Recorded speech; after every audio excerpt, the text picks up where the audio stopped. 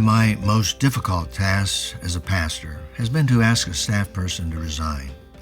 It's been a rare event in my 60-plus years of ministry, but it's always been a difficult experience. It was painful.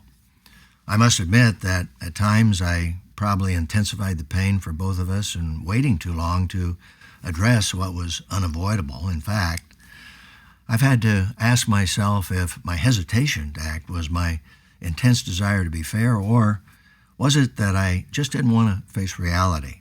To be honest, it was probably some of both. But regardless of my motives, and I believe I'm being honest, I'd really rather err in being overly fair than being unfair. Of course, that's a delicate balance. In terms of being fair, why use this word when most Bible translators use the word gentle? The reason is that this is a special kind of gentleness that reflects being equitable. As you read this next chapter, you'll see I use Tom Landry as an illustration of being a fair-minded man. By the way, if you're not a Cowboy fan, please don't hold that against me. I just want to remind you that my illustrations come from the Landry era, of course, which dates me. But towards the end of Landry's legendary career, he was reflecting on some of the players that stood out as troublemakers. He said this: "If I have a weakness, it may be that I was too compassionate. I gave people a chance to see if they could turn it around.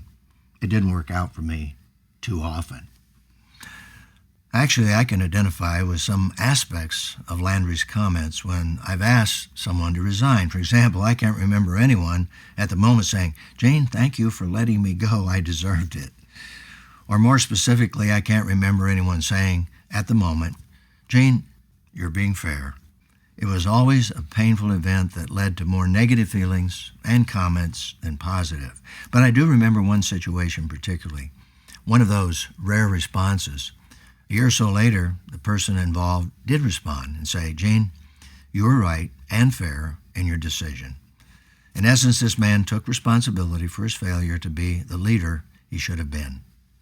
Well, regardless of our strengths and weaknesses in our leadership roles, as husbands, fathers, businessmen, coaches, pastors, our goal should be to become men who are always fair-minded.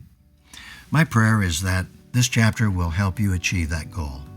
And if you've made mistakes, which most of us have, it's not too late to set a new goal to become more like Jesus Christ in this aspect of our lives.